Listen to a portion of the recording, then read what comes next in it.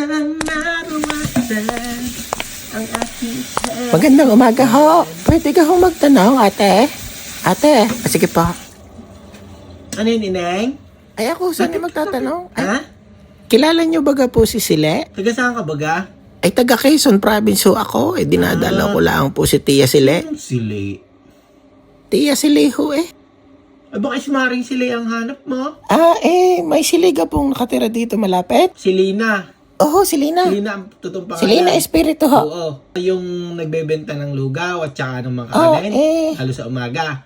Ay, siguro ho. O, yung asawa ng Nelson. Oo, na Tito Nelson. Na ang Nelson, ang palayo ay Soyti. Hindi.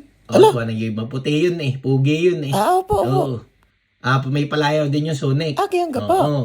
Ang tanong ko lang huy kung kilala niyo. Na nakamotor na grade.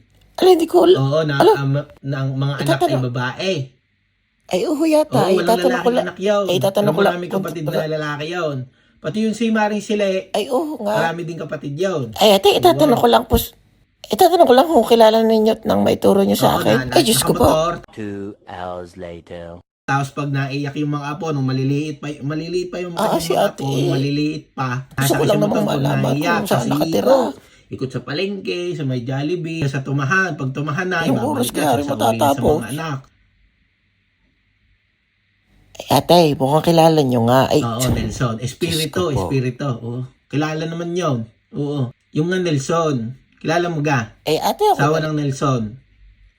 Ako'y nalito na po eh. Mahirap yan. Di ka sigurado. Sa dami nyo akong sinabi eh. Baka iba yung sinasabi ko? Hindi ko na. Oo, si ini. Siya, tanongin mo yung sa may kanto dyan, may tindahan. Maring Josie. Tanongin mo si Maring Josie at yun yung may tindahan. Marami nakakausap yun. Inihaw sa kanta. Oo. Ay, sige po. Tanungin mo. Baka hindi ko kilala yung sinasabi mo eh. May maligaw pa. Siya, di yan ako kayo. Kakasura eh. Ang iba nga't hindi mahirap ngayon. Siya ako naghuhugas pa eh. Tanungin mo na si Maring Josie dyan sa kanto. Salamat ho. Oo. Nagkabayin